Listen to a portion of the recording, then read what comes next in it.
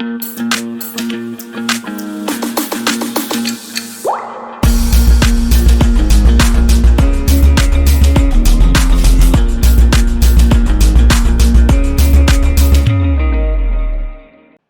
है?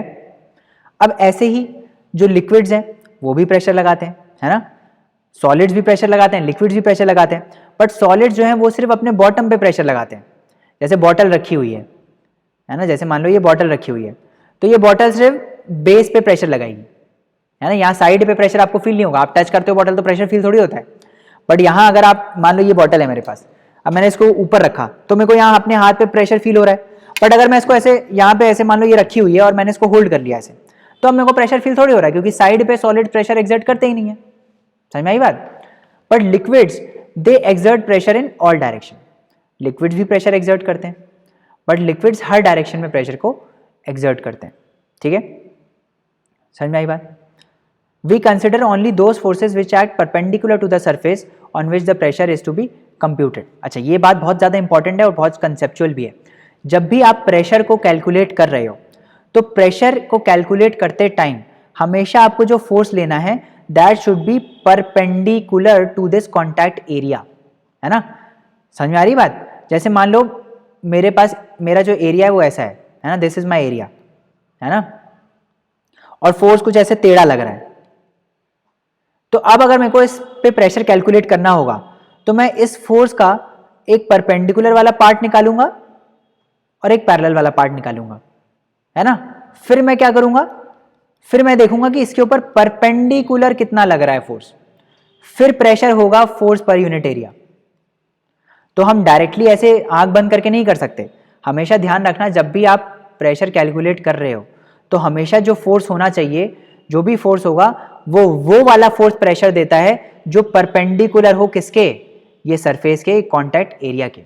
जो contact area के परपेंडिकुलर फोर्स होता है वही प्रेशर क्रिएट करता है ना? तो यहाँ पे जो ये फोर्स है that is perpendicular force per unit area, this is pressure. समझ में आई? So pressure is perpendicular force per unit area. ठीक है? The same reason why shoulder bags are provided with broad straps and not thin strips. जो हमारे school bags होते हैं उनका जो ये पट्टा होता है वो बहुत ब्रॉड होता है। क्यों ब्रॉड होता है? वो इसलिए ब्रॉड होता है क्योंकि आपकी बुक्स का जो वेट है वो ज़्यादा एरिया पे डिस्ट्रीब्यूट हो जाए और आपके हाथों पे प्रेशर कम पड़े, आपके शोल्डर्स पे प्रेशर कम पड़े, है ना? इसीलिए जो स्ट्रैप्स होते हैं उनको ब्रॉड बनाया जाता है। समझ में आई बात? Why tools meant for cutting and piercing always have sharp edges? Because sharp अगर एज होगी तो एरिया बहुत, कॉन्टैक्ट एरिया बहुत कम होगा, तो जो भी आप फोर्स लगाओगे उस पे प्रेशर, उससे ज्यादा प्रेशर क्रिएट होगा। समझ में आई बात? Do liquids and gases also exert pressure? Definitely they exert pressure, है ना? बलून होता है, बलून को फुलाते हैं जब, है ना? बलून को जब फुलाते हैं तो गैस जो अंदर बलून के भरती है वो बलून पे फोर्स लगा रही होती है ना हर जगह, है ना? आप एक एक्सपेरिमेंट करना, आप जाके आज आप क्या करना, आप बलून को फुलाना, है ना? या फिर एक काम करना, हाँ, बलून को फुलाना और उसमें फिर उसको फाड़ने की कोशिश करना, उसमें छेद करने की कोशिश करना, तो आपको दिखेगा एकदम से पानी बाहर आ जाएगा। क्यों? क्योंकि अंदर से प्रेशर लग रहा था, इसीलिए तो बाहर आया, है ना? या फिर एक काम करना, आप एक और काम करना, बॉटल होती है ना, कोई भी ऐसे बेकार सी बॉटल हो घर पे, उसके नीचे छेद कर लेना, होल कर लेना और फिर उसमें पानी भरना, तो क्या होगा, पानी नीचे से निकलेगा, होल से निकलेगा ना। क्यों निकलेगा होल से? नहीं निकलना चाहिए, वो इसलिए निकलेगा क्योंकि लिक्विड उस होल पे प्रेशर एक्सर्ट कर रहा है और उस प्रेशर से बाहर निकल रहा है आपका क्या, पानी। समझ में आई बात? Liquids exert pressure on the walls of the container, है ना? तो जो कंटेनर होता है, जैसे वाटर बॉटल है, मान लो ये, जैसे मैंने आपको अभी बॉटल बताई, है ना? तो बॉटल में अगर आप यहाँ छेद करो और यहाँ पानी भर दो पूरा, तो क्या होगा, यहाँ से पानी बाहर बहना स्टार्ट हो जाएगा, वॉल से बाहर बहना स्टार्ट हो जाएगा। क्यों? क्योंकि अंदर का लिक्विड यहाँ पे प्रेशर लगा रहा है और इसी प्रेशर से जो पानी है वो बाहर निकल रहा है। बात समझ में आई क्या? है ना? क्लियर है? ठीक, ये हो गया। ऐसे ही बलून को आप फुला सकते हो, है ना? बलून में वाटर बलून्स तो आपने देखे ही होंगे, अभी होली आ रही है वैसे भी, है ना? तो वाटर बलून्स जो हैं वो वाटर बलून्स में क्या होता है, पानी जो है वो बलून के ऊपर प्रेशर लगा रहा होता है ना? तो ये सब आपको पता ही है ऑलरेडी, है ना? क्या गैस प्रेशर एक्सर्ट करता है? डेफिनेटली गैस भी प्रेशर एक्सर्ट करता है ना? एयर इनसाइड अ बलून, तो एयर जो होती है बलून के अंदर प्रेशर एक्सर्ट करती है, तभी तो बलून इन्फ्लेट होता है, नहीं तो बलून इन्फ्लेट ही ना हो। अगर गैस प्रेशर ना लगाए बलून पे तो बलून थोड़ी इन्फ्लेट होगा, समझ में आ रही बात? So do you recall what happens to the air in the bicycle tube when it has a puncture? तो जब भी कभी साइकिल में पंचर होता है तो क्या होता है, साइकिल के ट्यूब में जब पंचर होता है तो क्या होता है, हवा बाहर निकलने लगती है ना। क्यों बाहर निकलने लगती है उस होल से? क्योंकि ट्यूब के अंदर एक प्रेशर है एयर का, इसी प्रेशर से हवा जो है वो बाहर निकलती है ना। So gases to exert pressure on the walls of their container. समझ में आई क्या बात? ठीक है, कितना बचा है देखते हैं।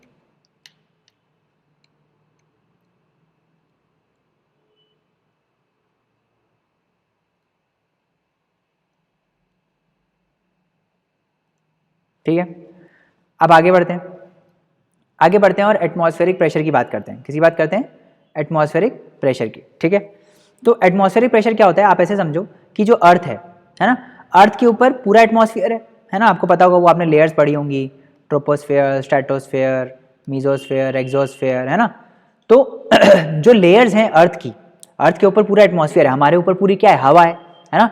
तो वो हवा का भी वेट है ना, इतनी ज़्यादा हवा है हमारे ऊपर, तो वो हवा भी हमारे ऊपर जो प्रेशर लगा रही है, हवा हमारे ऊपर फोर्स लगा रही है। आप ऐसे समझो कि भाई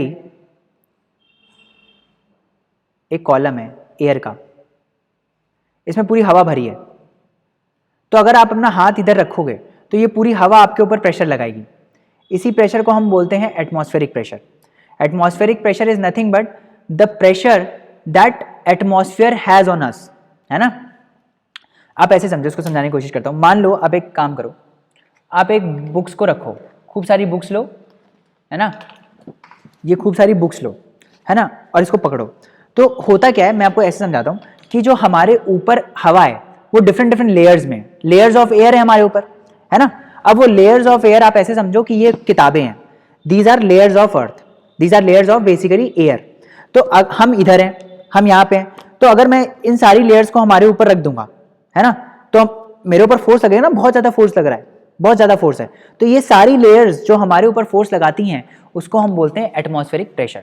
तो atmospheric pressure is basically the pressure created by the surrounding air on us, है ना। समझ में आ रही बात? थोड़ा थोड़ा पढ़ लेते हैं इसको। The thick blanket of air covering the entire earth surface is called atmosphere. तो एटमॉस्फेयर क्या होता है, जो अर्थ जो है ना, जो ब्लैंकेट ऑफ एयर है अर्थ के अराउंड, है ना, जिससे लाइफ पॉसिबल हो पाती है ना, that is atmosphere. So the surface of earth is about 300 kilometres above the earth surface.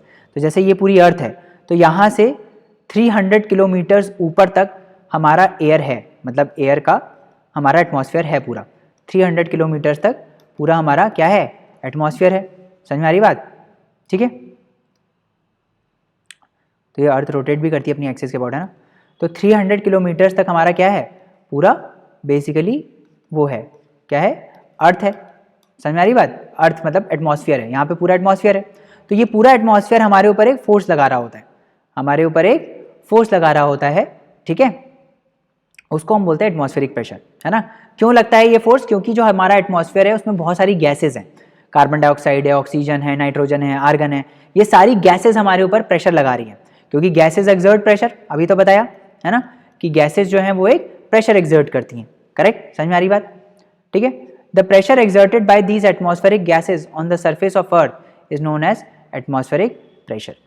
तो प्रेशर की यूनिट पास्कल्स ही है, कुछ भी लो, प्रेशर की यूनिट क्या है, पास्कल्स। समझ में आई?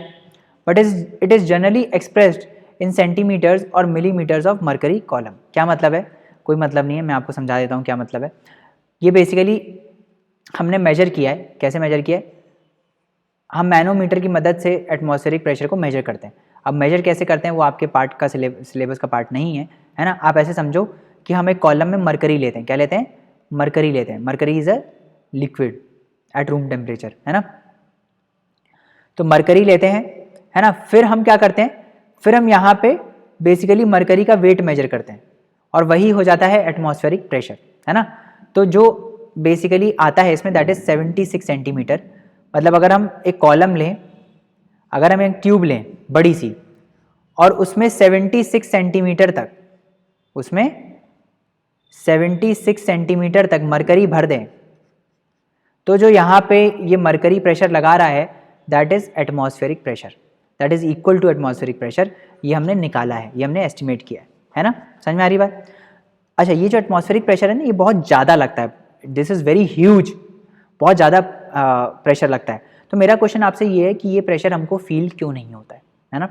Y we are not feeling this pressure? इतनी सारी एयर हमारे ऊपर प्रेशर लगा रही है तो ये हमको फील क्यों नहीं होता है ना? इसका आंसर आपको हमारे इंस्टाग्राम के वीडियोस में मिलेगा, जहाँ पे मैंने इसको आंसर किया हुआ है ऑलरेडी, है ना?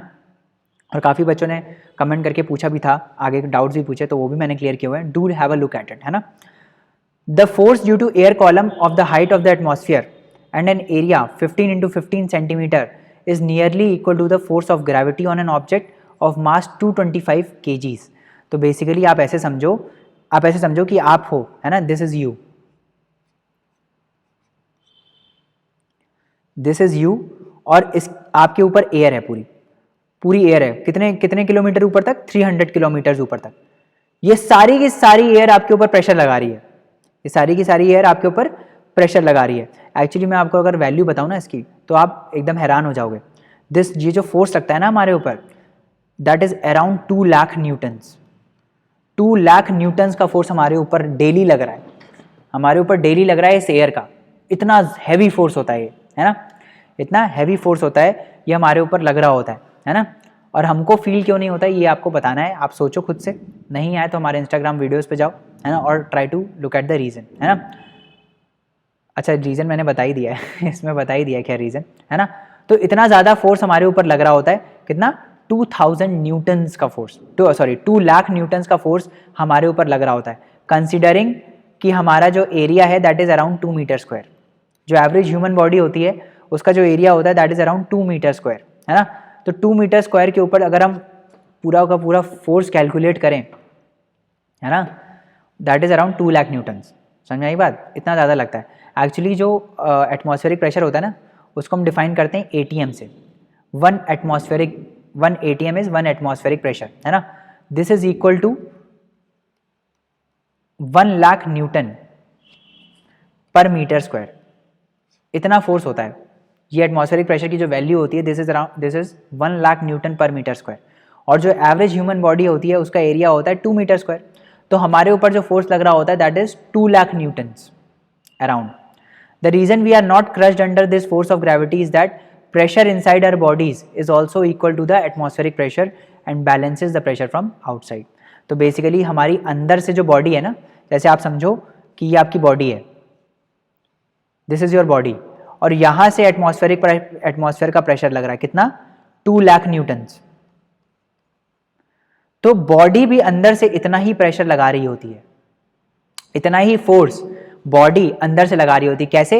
जो आपका ब्लड प्रेशर होता है ना, जो आपका ब्लड प्रेशर होता है वो इतना प्रेशर लगा रहा होता है, इतना फोर्स लगा रहा होता है नेट में, इफेक्टिव प्रेशर इतना लगा रहा होता है, तभी हम बैलेंस कर पाते हैं, है ना? तभी हमारी बॉडी बैलेंस कर पाती है ना? कभी आपने देखा होगा ना, हम क्यों बोलते हैं ब्लड प्रेशर बहुत कम हो गया, बहुत प्रॉब्लम हो जाती है जब ब्लड प्रेशर कम होता है। क्यों प्रॉब्लम हो जाती है? क्योंकि ब्लड प्रेशर अगर कम हुआ अंदर से तो बाहर का प्रेशर बहुत ज़्यादा हो जाएगा और हमारे वेन्स जो है वो प्रॉब्लम क्रिएट कर सकते हैं। हम क्रश हो सकते हैं, हमको फैटिक फील होने लगेगा, हमको हेडेक होने लगेगा, हमको नॉजिया होने लगेगा। क्यों होने लगेगा ये सब? क्योंकि हमारी बॉडी प्रॉपर्ली फंक्शन नहीं कर पाती है। अगर अंदर से बॉडी का प्रेशर कम हो गया, है ना, तो बाहर तो प्रेशर बहुत ज़्यादा है, बाहर थोड़ी कम हो रहा है, बाहर तो उतना ज़्यादा प्रेशर है, तो हमारे ऊपर बहुत प्रेशर आने लगता है ना? इसलिए हमको अनकंफर्टेबल फील होने लगता है जब ब्लड प्रेशर लो हो जाता है।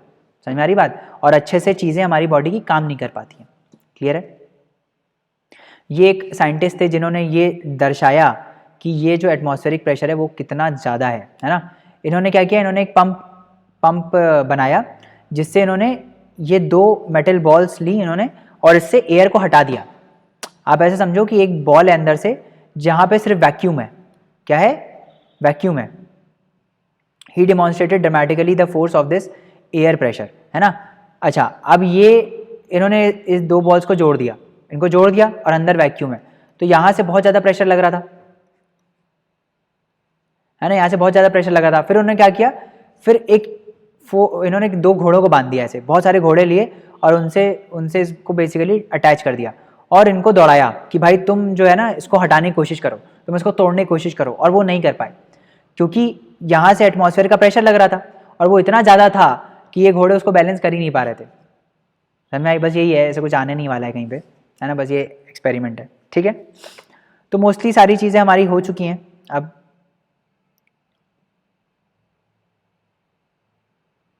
थोड़ा बहुत बचा है ना, इसको हम या तो अगले लेक्चर की स्टार्टिंग में कर लेंगे, है ना, ठीक है।